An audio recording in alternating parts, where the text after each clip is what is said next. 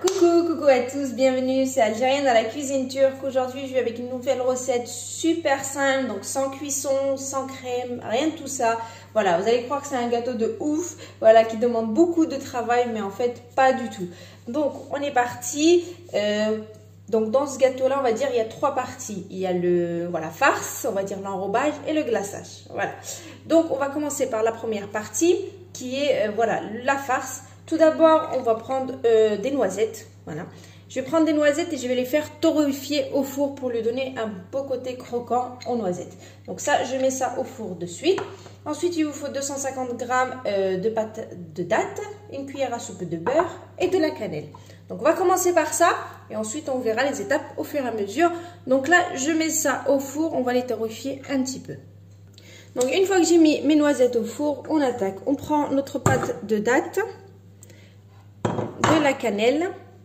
Donc on va mettre de la cannelle et on va prendre notre cuillère à soupe de beurre qui est bien molle. Et on va venir bien travailler tout ça. Donc là, on va bien travailler le tout, histoire de bien mélanger le tout et ramollir tout ça. De toute façon, la pâte de date, elle était assez molle. Donc si vous l'avez dans un endroit frais, au frigo par exemple, parce que ça se consomme au frigo, vous la sortez la veille. Voilà. La cuillère à soupe de beurre, donc il faut avoir du beurre mou à température de la maison. Donc sortez-le du frigo aussi la veille si vous pouvez. Et puis voilà, vous voyez, ça commence déjà à bien se ramollir. Et puis la cannelle, il n'y a rien de compliqué. Alors, donc là, j'ai bien travaillé ma pâte de date. Donc vous voyez, elle est toute molle. Voilà. Donc dans un premier temps, vous pouvez faire des petites boulettes comme celle-ci. Voilà, préparez ces petites boulettes et puis vous les mettez dans vos assiettes. Dans votre assiette, pardon. Et puis vous les préparez comme ça, on prend de l'avance. J'ai fait torréfier donc mes noisettes. Ici, j'ai fait mes boulettes, vous savez, voilà, de date, de pâte de date. Donc ce que vous allez faire, dans vos boulettes, en fait, vous mettez une noisette. Et là, vous la refermez. D'accord? Voilà, ni vu, ni connu. Voilà. Vous faites ça pour tout ça. Et ensuite, on revient. Donc là, j'ai enrobé toutes mes pâtes de date de noisettes. Donc là, c'est fait. On va passer à la deuxième étape. Donc la deuxième étape, il vous faut des biscuits au petit beurre comme ça, que je vais venir mixer. Voilà, on va rendre ça comme du sable. Donc là, vous prenez votre mixeur et vous mettez, donc il y a 300 g de petit beurre. Voilà. On va venir les mixer. Alors regardez, vous voyez, ça fait comme voilà, du sable. Donc j'ai bien mixé mon gâteau. Voilà. À ce mélange là, je vais rajouter 2 cuillères à soupe de noix de coco, une cuillère à soupe de beurre bien mou. Et en fait, je vais utiliser, pour ramasser tout ça, je vais utiliser du Nestlé, voilà, goût caramel. C'est comme celui qu'on trouve en Algérie, voilà.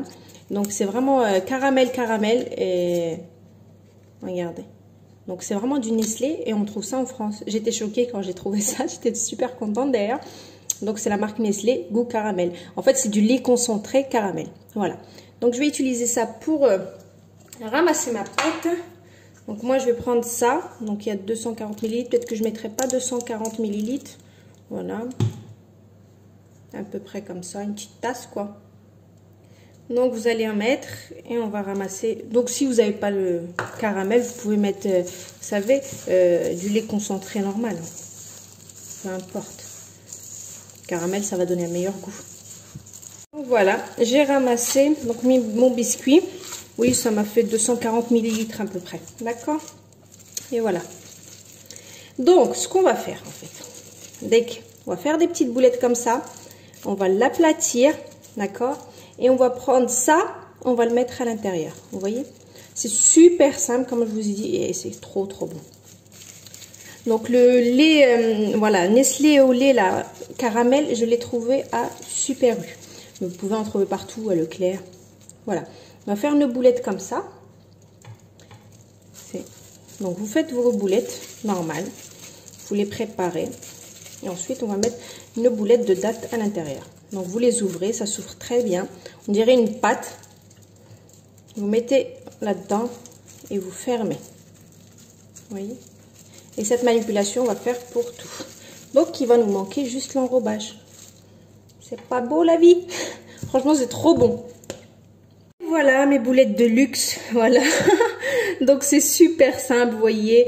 Donc j'ai à l'intérieur la farce de date avec un croquant de noisettes.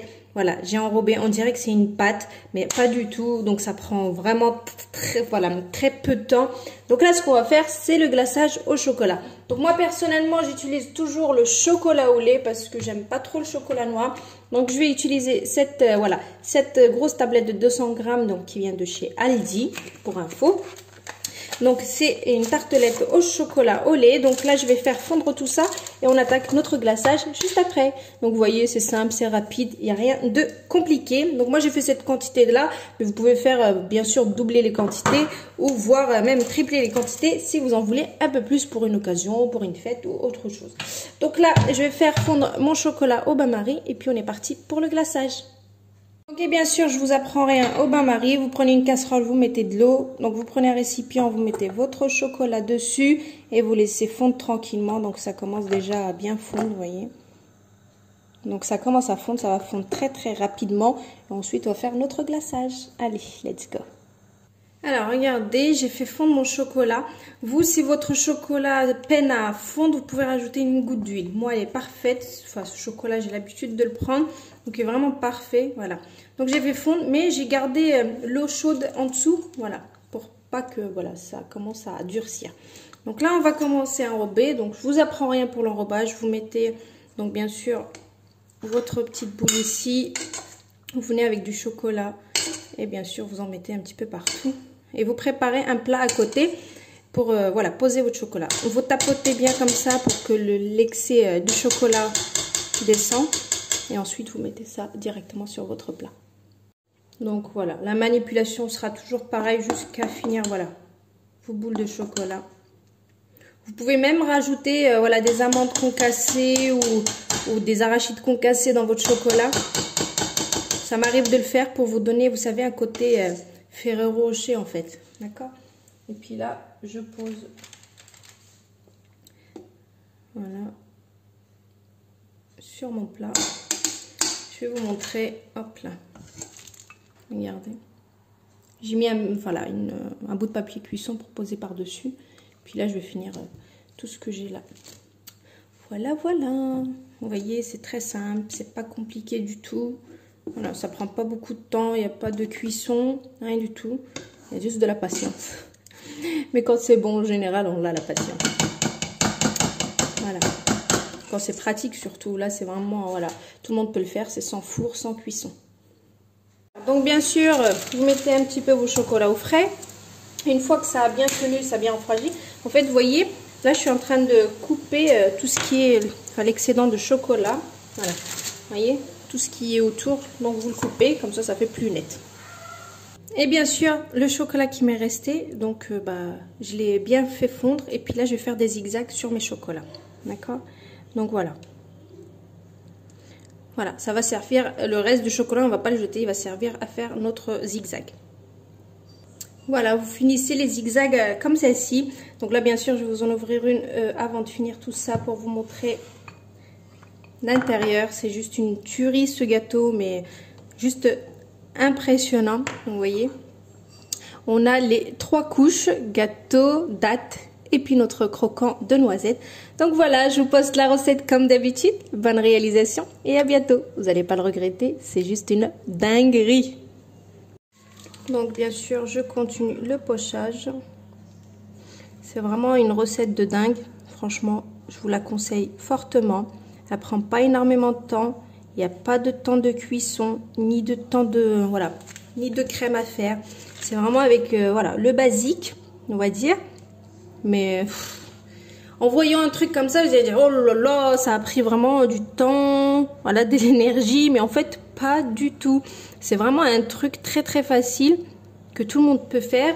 Et en fait, voilà quoi, on a un beau résultat et voilà. Comme quoi, des fois, on n'a pas besoin de faire énormément de choses pour avoir un aussi beau résultat en fait. Donc voilà. Et puis le résultat, c'est juste une dinguerie. Donc côté intérieur, regardez. C'est trop trop trop beau. Donc bien sûr, je vais mettre quelques temps au frais. histoire que ça, voilà, ça se maintienne bien.